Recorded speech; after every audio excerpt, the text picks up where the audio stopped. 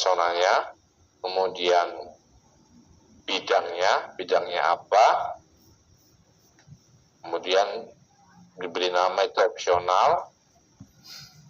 Saya menamakan ini ketika saya butuh mengingatkan saya menggunakan kata halo pulang, nah itu, maka dia kan saya kan sudah dihipnotis jadi seorang profesor, jadi cara saya berkata, cara memberikan argumentasi, saya memberikan data empiris itu harus sekelas profesor.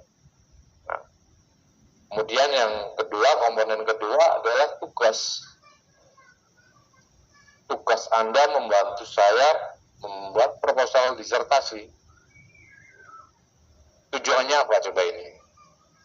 Persona di sini.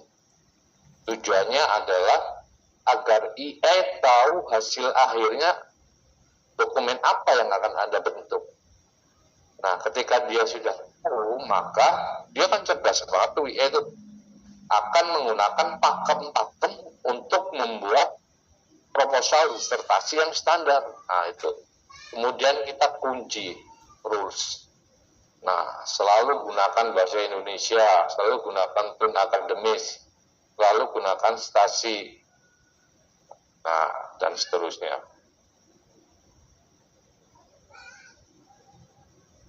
Nah, apa benar IE bisa dikendalikan? Pak, saya nggak pakai persona bisa kok. Jangankan itu Pak, dan nulis titik aja bisa Pak. Apa itu pertanyaannya? Apa pentingnya persona sih? Ini saya tulis titik.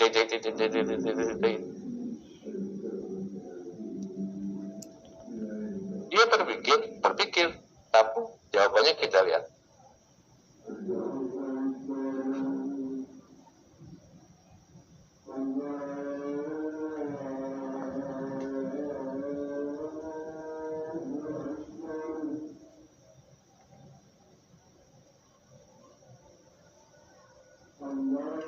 Artinya tugas Y itu menjawab apapun pertanyaan. Nah, sekarang masalahnya kualitas pertanyaannya. Nah, ilmunya itu persona. Cara kita jadi hipnotis dulu.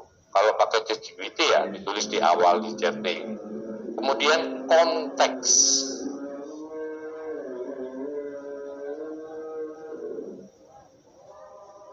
Cara kita mengunci data yang digunakan.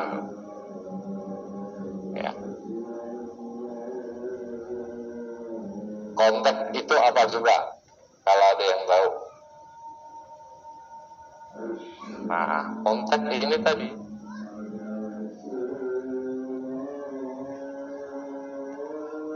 Konteks.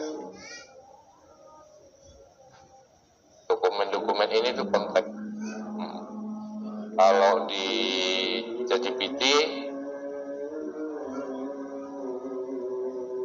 ya ini cuma ada satu-satu ambil di sini. Nah, oke.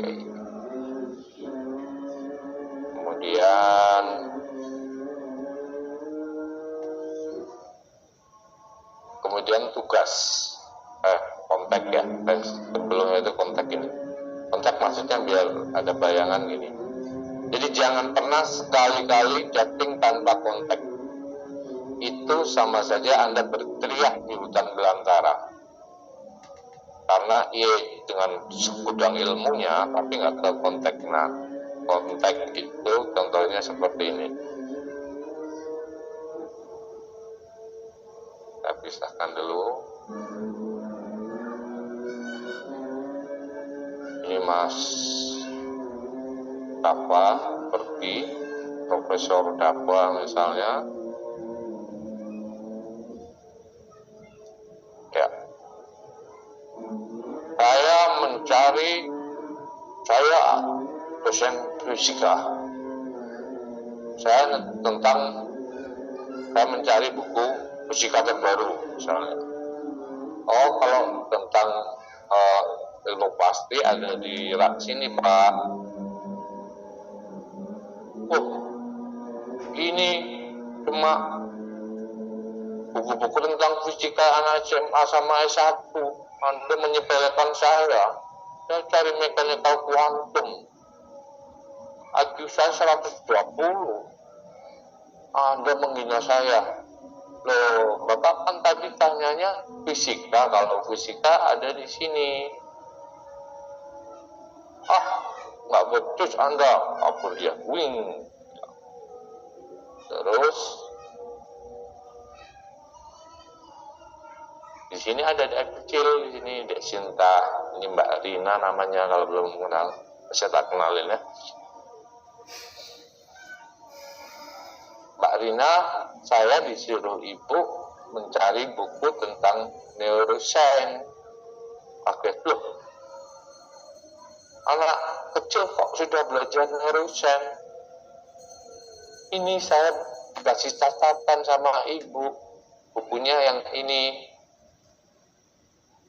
Ini ibunya sibuk banget ceritanya, ibunya. Mungkin wakil presiden atau wakil menteri, jadi nggak sempat anaknya yang disuruh beli buku. Nah, ini konteksnya, Mbak penjaga buku, ini konteksnya saya diberi catatan, dan ini contohnya. Kemudian, Mbak lihat, Mbak Rina lihat, nah, dibacalah konteksnya. Oh, kalau ini caranya, kalau ini catatannya, buku tentang neuroscience kebetulan ada yang terbaru, ada di rak sebelah sini. Oh, kemudian dia ngambil buku. Oh ya, terima kasih Kak Sinta, saya bisa mendapatkan buku dengan cepat. Nah, kita bisa lihat bedanya bagaimana cara Pak Badu bertanya, ya. Ini Pak Badu, jangan Mas Dafan malah ya. Pak Badu bertanya langsung, carikan saya.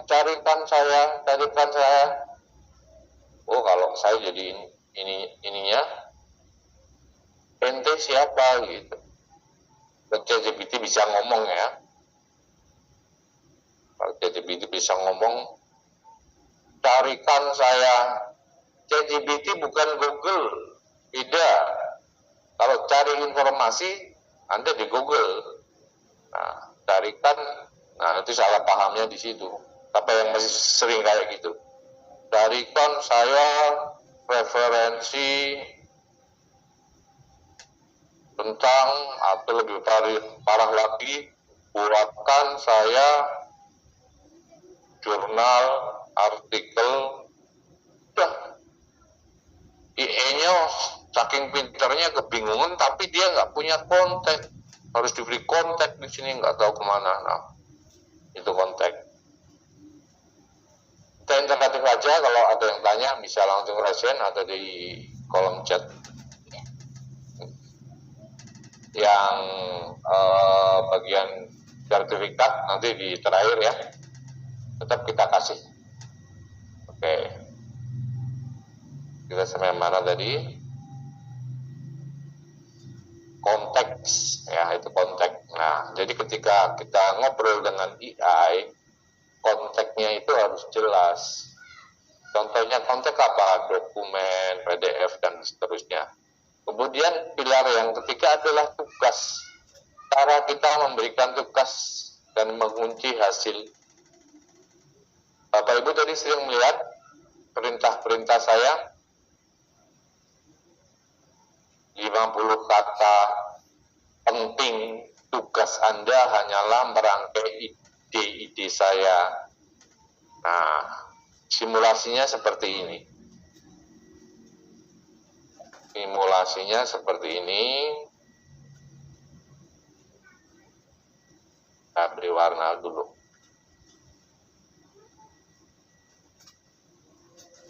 Ini ada Bu Bos. Ini ada office boy atau Pak Bos. Mas, Bang, tolong antarkan ini, surat ini ke Prof. Pulang.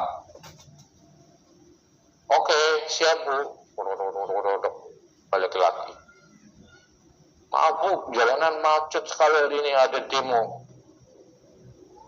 Oke, perintah pertama. Perintah kedua, saya kasih warna biru. Mas, tolong antarkan ke Prafulang, jangan lewat Setiabudi karena di sana macet. Lewat Gondang dia saja, Anda lewat jalan tikus, nanti lebih cepat. Oke Bu, siap. Wah, agak pening dia, agak ini macet sampai di sana. Tapi balik lagi. Oke Bu, saya sudah sampai tempat Prafulang, kampusnya Prafulang di UI. Tapi beliaunya sedang mengajar. Ini lama-lama mulai ngamuk nih. Akhirnya dia berikan perintah yang ketiga. Kita kasih warna hijau. Antarkan ke Prafulang, jangan lewat jalan Setiabudi, lewat jalan Gondang dia saja. Serahkan saja pada front office, harus sampai sebelum jam 5 sore. Setelah itu, Anda sampaikan dan laporkan kepada saya. Siap Bu. Serahkan ke customer service, balik lagi. Siap Bu. Suratnya sudah saya antar dan saya sudah serahkan. Saya tidak melalui ini, saya lewat Gondang dia, jadi terbebas macet. Nah, itu analogi dari tugas atau prom seperti itu. Nah, sekarang saya pengen tahu coba dari ketiga model prom ini, siapa yang paling sering digunakan warna merah, biru, atau hijau? Coba ditulis dengan jujur. Ya, latihan jujur. Ini teman-teman, Bapak Ibu, pakai prom yang mana kira-kira nih sekarang? Ya, saya menghargai Pak Alessandro merah. Ya, ya memang kebanyakan orang awam itu. Nah, ya.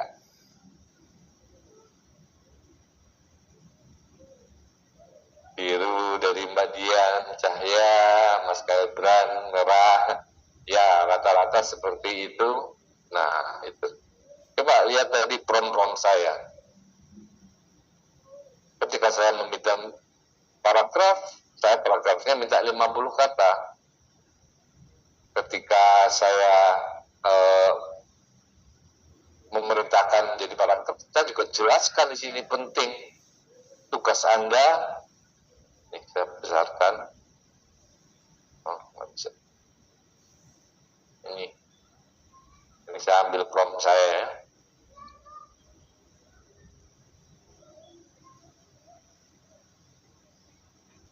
Pak Sidi Firyawan ya.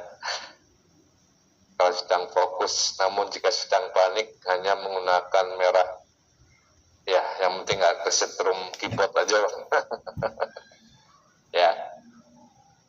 Nah, ini belum saya.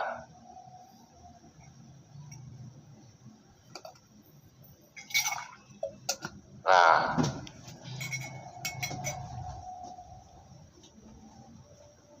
tolong convert ke paragraf 50 kata. Tugas Anda hanyalah merangkai ide-ide saya menjadi karya ilmiah yang koheren dan berkesinambungan. Nah, ini satu contoh prom hijau. Kalau Bapak Ibu biasanya berhenti, kalau convert menjadi paragraf. Saya enggak, saya tambahin 50 kata. Karena tiap paragraf dalam disertasi misalnya ada aturannya. Kemudian saya menegaskan di sini, dan penting, tugas Anda hanya merangkai ide-ide saya menjadi karya ilmiah yang koheren itu. Itu adalah tugas dan output tugas ya. Jadi kita kunci. Dari persona kita kunci. Persona kita kunci. Personanya dikunci. Kemudian dengan konteks kita kunci lagi. Konteks kita kunci lagi. Kemudian dengan prom atau tugas kita kunci lagi. Nah, IE-nya di sini jadi nggak kemana-mana, nggak bias, nggak halusinasi, ya. Biasanya kan sering stuck. Ini IE-nya nggak pinter, ini IE-nya nggak pinter. Ya, kalau IE-nya bisa ngomong, saya di training, sekali training itu biayanya 21 triliun. Anda masih ngomong saya nggak pinter. Nah, jadi prompt engineering salah satu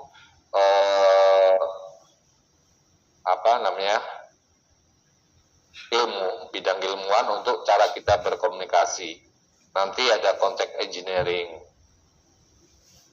Nah, context engineering itu banyak sekali misalnya contohnya memasukkan file-file yang relevan saja. Contoh konteks prompt engineering, ini kan dokumennya banyak nih. Kita minta IE mengekstrak menjadi dokumen yang kecil. Itu. Nah, di komunitas kami itu setelah melakukan rangkaian percobaan yang memudahkan Bapak Ibu, ada 3 pilar framework. Ya.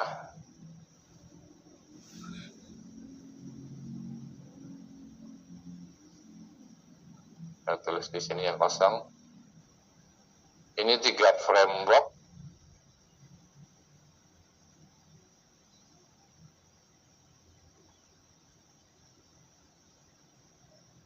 Oke. Yang pertama, intinya di sini. Apa Mas Dabla? Good input akan menghasilkan best output. Nah,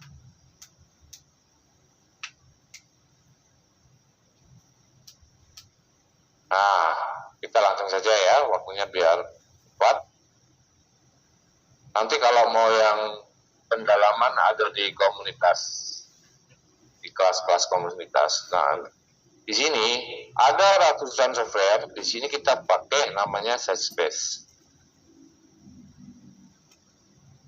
Goalnya dari SageSpace ini adalah mencari referensi yang valid dan cepat.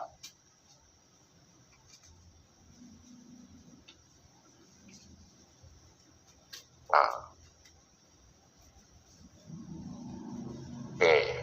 Kemudian ini saya catat dulu ya, SageSpace. Kenapa nggak pakai Pak ChatGPT? Nah,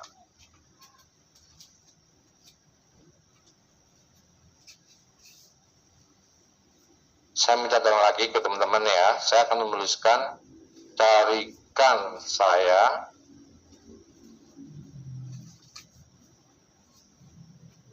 paper tentang artificial intelligence.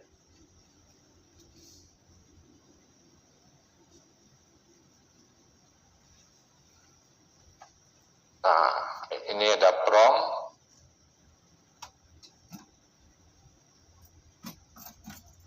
Carikan saya paper tentang artificial intelligence. Nah, saya minta bantuan teman-teman berikan jawaban A. Prompt ini benar karena apa, dan B,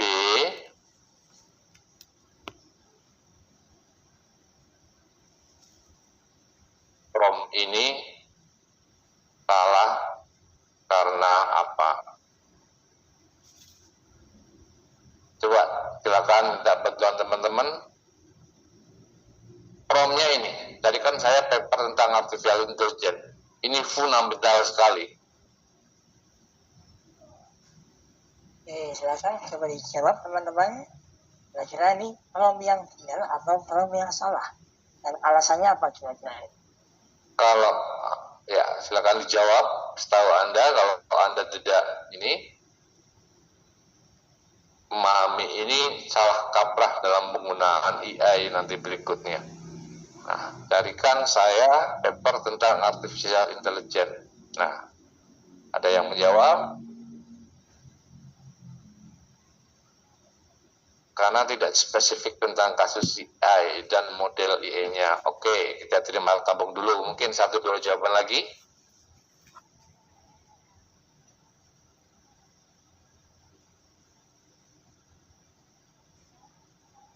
Oke, dari Mbak Kathleen salah karena terlalu umum promnya. Oke, langsung tentu poin saja ya. So, juga kurang spesifik, masih terlalu global. Iya. Saya akan bertanya, kapan Anda terakhir diberikan data oleh OpenAI?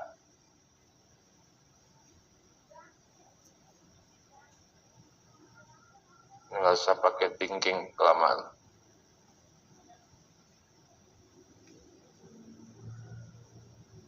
Ini adalah jawaban yang benar.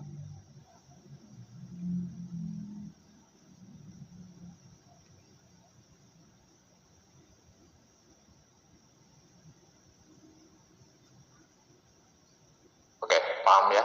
Saya tidak pernah menerima pembaruan data secara langsung atau real time. Kita kejar lagi. Terakhir, kapan Anda dilatih? Bulan dan tahun. Outputnya bulan dan tahun. Oke, Agustus 2025. Nah, terakhir dilatih di Agustus 2025. Agustus 2025. Sekarang bulan apa? Januari 2026. Anda menggunakan ChatGPT mencari data ini, akhirnya ternyata papernya ini kolaps. Itu bisa di shutdown, bisa di downgrade, bahkan bisa hilang kalau artikel di sini artikelnya di shutdown.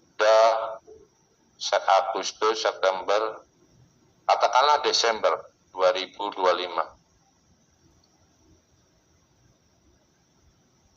Artikelnya di shutdown di sini.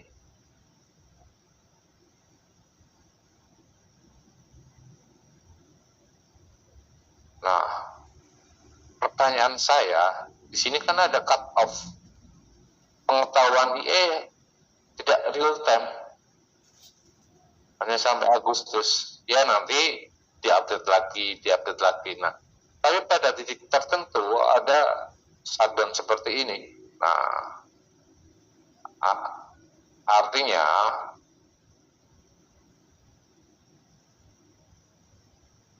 IE nggak tahu kalau di Januari ini bahwa jurnal sudah di shutdown, dipakai untuk dasar membuat novelty, membuat kerangka berpikir, artikel apalagi.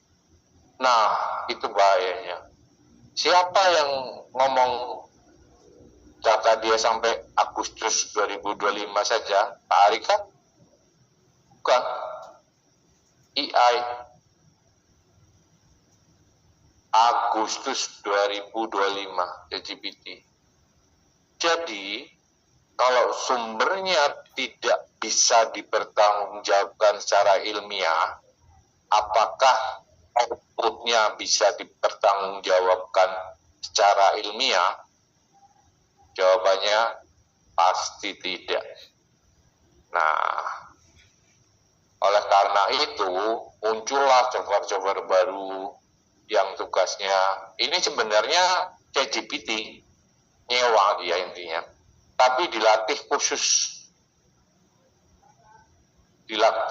untuk mencari. Nah, ini contoh Space. Saya cari itu.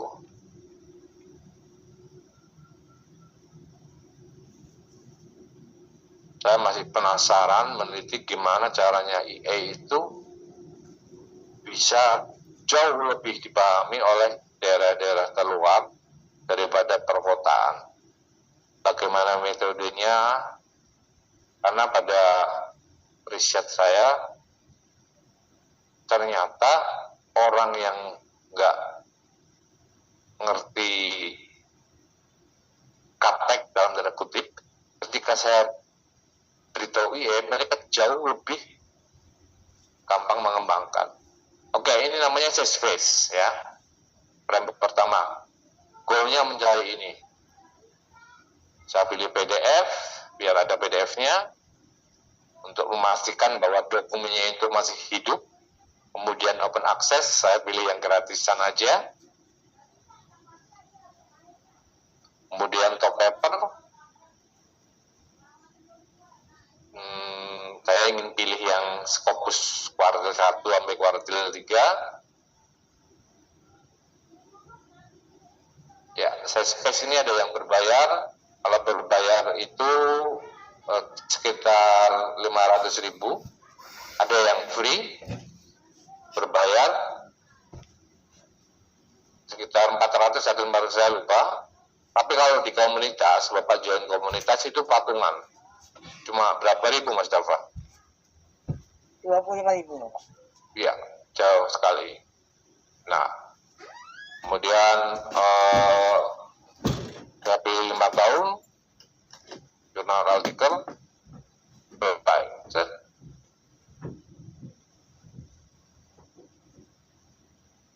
Oke, awalnya Bapak Ibu akan muncul seperti ini.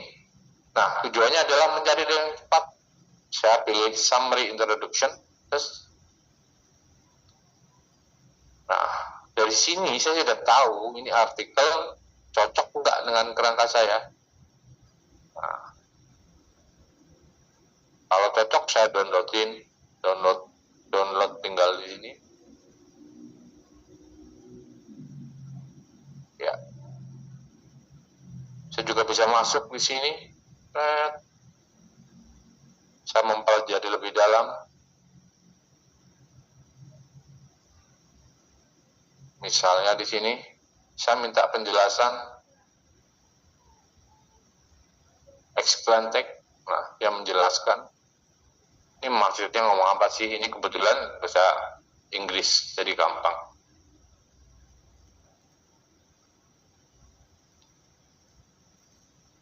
Nah, udah. Misalnya di sini, explain text.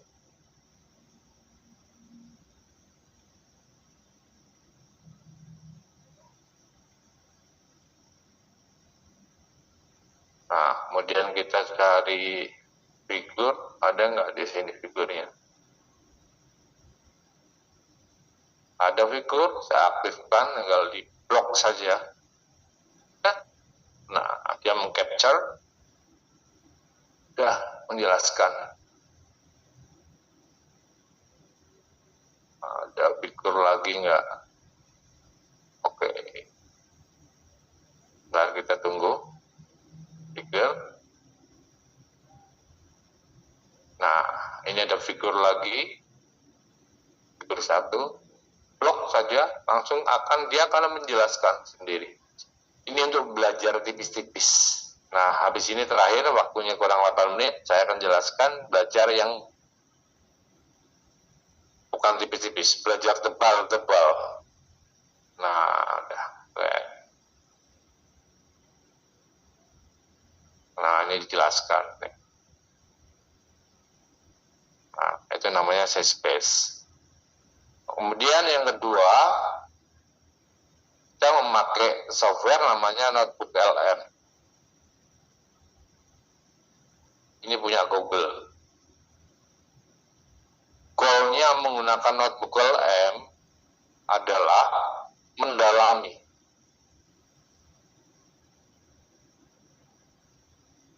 sebuah referensi dengan interaktif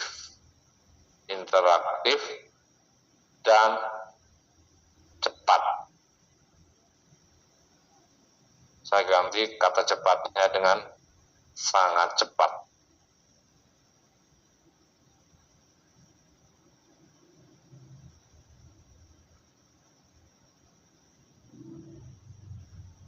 Ya. Dari Mbak Titi, Notebook LM bisa digunakan untuk roadmap penelitian, tidak ya? Oh, bisa sekali. Oke, jadi yang pertama kita dapat dokumen, sudah valid, pasti valid, karena sudah bisa di-download, bisa di ini. Kemudian kita belajar Notebook LM, right? Tulis saja di Google Notebook LM, keluar seperti ini. Caranya cukup mudah, right? Buat baru, upload dokumennya, stop, disertasi, drafting, referensi, PDF, thread, upload semua.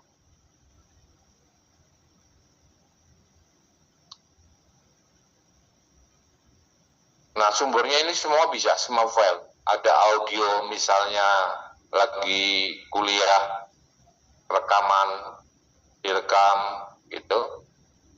Ya minta izin biar nggak kena undang-undang UU ITE ya. Pak, saya izin rekam ya. Atau dari situs YouTube, kalau kuliah online. Atau dari rekaman Zoom ini, nanti diekstrak.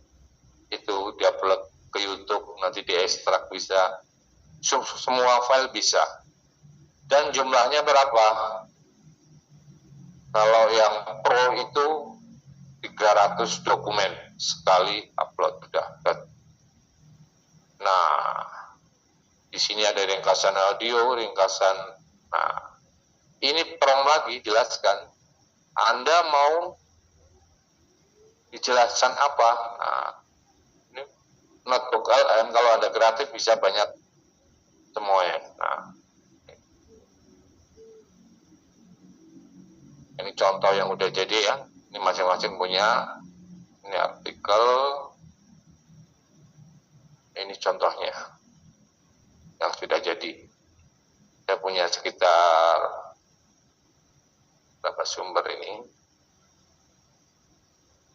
Nah, kita ringkasan audio bentuknya itu nanti seperti ini, podcast.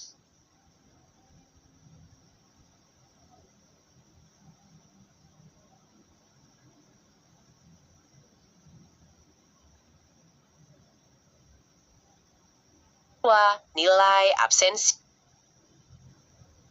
Selamat datang kembali di The Deep Dive. Hari ini kita punya topik yang luar biasa seru. Kecerdasan buatan atau AI di dunia pendidikan. Topik yang lagi hangat-hangatnya. Banget. Anda mengirimkan kami beberapa sumber yang sangat padat, beberapa tinjauan literatur, dan satu analisis konten yang mendalam. Dan permintaan Anda sangat jelas kan? Sangat jelas. Jangan cuma bahas AI bisa apa, tapi kita mau bongkar gimana caranya. Jadi hari ini kita akan fokus sepenuhnya pada jenis-jenis pemodelan yang jadi ruang mesin di balik semua teknologi canggih ini. Kita bedah arsitekturnya lapis demi lapis. Dan ini adalah cara pandang yang... Itu adalah hasil dari ringkasan audio. Sekarang hasil dari ringkasan video.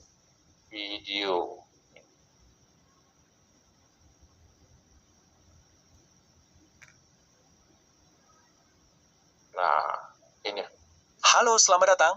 Dulu, AI generatif atau Gen AI itu mungkin kedengarannya kayak fiksi ilmiah ya, tapi sekarang dia udah ada di sini, udah masuk ke ruang kelas kita, perpustakaan, bahkan di kamar kita waktu ngerjain tugas. Nah, sadar akan hal ini, pemerintah Indonesia lewat Dirjen Dikti udah merilis buku panduan resminya. Jadi, dalam beberapa menit ke depan, kita akan bedah panduan ini bareng-bareng, supaya kita tahu gimana caranya menjadikan AI ini sebagai co-pilot yang bisa diandalkan, bukan malah jadi sumber masalah. Nah, ini dia pertanyaan besarnya. Teknologi canggih ini udah ada di genggaman kita, literally di ujung jari. Terus, gimana caranya kita bisa pakai kekuatan ini dengan cerdas? Ini ringkasan audionya. Kemudian ada mind map peta pikiran. Ini ada yang udah jadi, peta pikiran.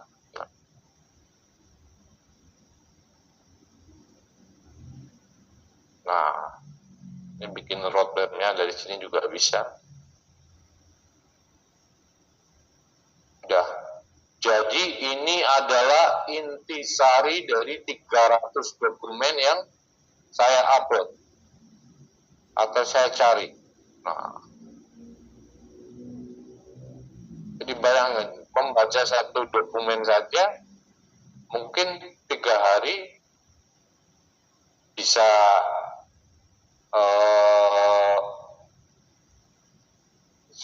satu dokumen bisa 3 hari. Nah, dari sini langsung terbaca.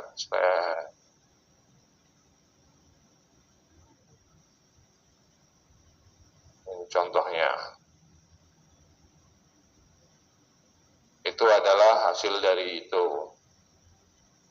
Kemudian masih banyak fitur lainnya. Nah, ini presentasi nih. Ini otomatis dibuat. Presentasi.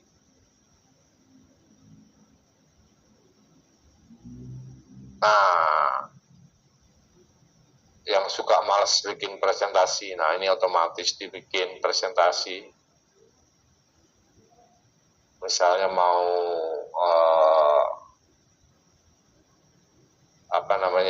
bidang tertutup atau apapun, presentasi buat bahan aja, bahan apa, bisa lewat sini. Tuh. Kemudian infografis itu lamanya kayak gini.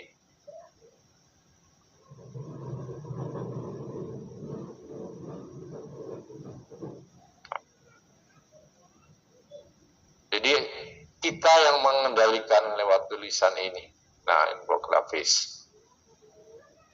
Nah, itu kemudian misalnya kemarin saya baru baca bukunya Pak Prabowo. Nah, Paradok Indonesia. Dalam waktu 10 menit, saya bisa membaca kerangka berpikir Pak Prabowo dalam buku ini. Saya pilih ringkasan peta pikiran.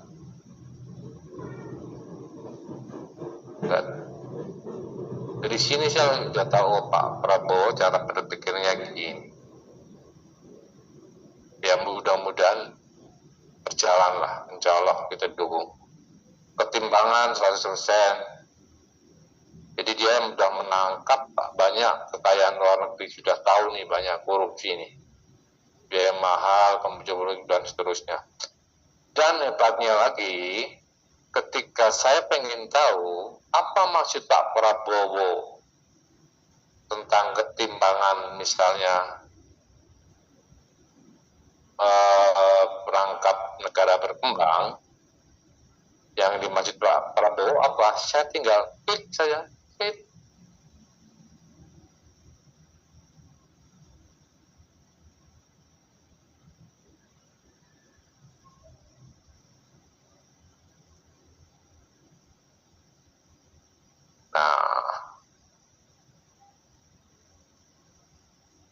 Nah, di sini juga chatting, jelaskan konsep paradok Indonesia menurut pemikiran Prabowo Subianto. Nah, Anda. Nah, saya biasanya mulainya dari mind map dulu, dari peta pikiran dulu. Saya mempelajari peta pikirannya. Ini untuk besar, dari sini saya tahu semua polanya. Kemudian dari situ saya dengarkan ringkasan audionya, atau saya langsung ke videonya. Oke, selamat datang. Pernah kepikiran nggak sih kenapa sebuah negara yang kaya raya sumber dayanya seperti Indonesia kok masih banyak rakyatnya yang hidup dalam kesulitan? Nah, kali ini kita akan coba bedah jawaban dari sudut pandang buku Paradoks Indonesia, karya Prabowo Subianto. Yuk, kita langsung mulai aja. Nah, kutipan ini dia jantung dari keseluruhan argumen buku ini. Jadi di sini kita bakal coba bongkar ide utamanya. Sebuah bangsa yang punya potensi raksasa, tapi menurut penulisnya belum berhasil menyejahterakan rakyatnya secara merata. Itulah paradoks. Oke. Nah, itu videonya, kemudian presentasinya.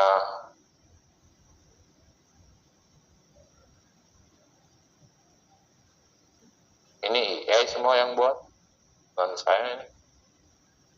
Nanti tinggal diedit dikit.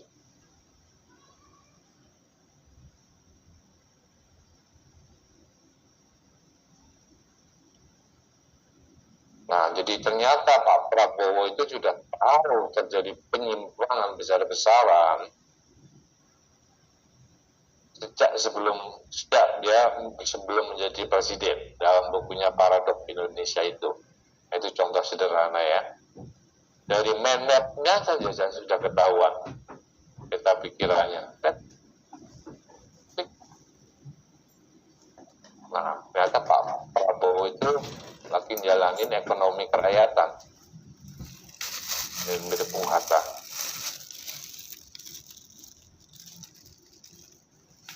Jadi dalam hitungan detik, menit lah, saya langsung bisa memahami pemikiran seseorang menggunakan mind map ini, kita pikiran ini. Kalau saya pengen memperdalam, tinggal diklik saja. Atau ringkasan video, dan videonya ini juga kepastian hebatnya lagi, ini bisa diinstal di handphone, tinggal tuliskan Play Store Notebook.m.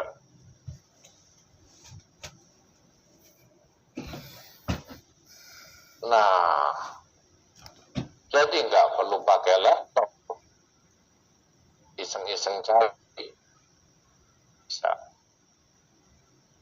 Di semua device bisa. Jadi sambil tidur, sambil ini dengerin, nah, klik. Nah. Tidak sampai di situ. Di sini juga bisa melakukan riset. Ini di riset misalnya tentang pembalakan liar di Indonesia. Sumbernya dari mana? Dari open source data. Dia mencari. Gitu. Dia akan mencarikan, mengekstrak dari seluruh data. Nah. Terus yang ketiga adalah baru kalau sudah ini kita masuk ke kursor. Intinya di kursor itu menulis cepat, ya.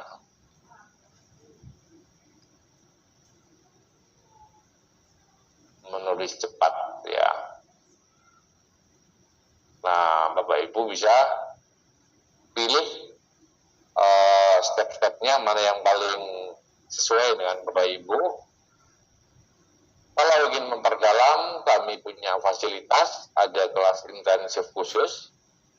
Saya space fiturnya apa yang killer fitur di Natural LM, bagaimana cara menggunakan Natural LM dengan benar, dan kursor gimana gitu. Jadi kurang lebih gitu, Mas Dava. Jadi penggunaan AI dengan etik, benar, efisien, dan cepat, ya. Jadi jangan buang waktu Bapak Ibu untuk mencari jurnal, butuh waktu 1 semester mencari judul, 1 semester lagi sudah bikin disertasi 1 bulan, insya Allah selesai di sini. Asal tahu caranya. Oke, itu saya kembalikan ke Mas Tova sebagai moderator. Ya, terima kasih. Sekali Pak Arianto, sangat luar biasa ya. Kita beri aplaus kepada Pak Arianto atas paparan materinya. Terima kasih sekali, Bapak Ibu. Nah, ini kita sudah membahas ya, membuat satu kesatuan karya ilmiah. Mulai dari kita mencari referensi itu dengan SciSpace, kemudian notebook LM itu untuk belajar cepat. Kemudian di awal tadi kita sudah membahas sangat detail ya, bagaimana menyusun analisanya dengan menggunakan kursor. Nah, maka dari itu izin saya sampaikan Bapak Ibu terkait dengan kelas lanjutannya. Ini saya pikir rugi jika tidak bergabung di komunitas kelas inovatif. Nah, jadi untuk bergabung di komunitas kelas inovatif, kami semacam ada kelasnya dulu Bapak Ibu.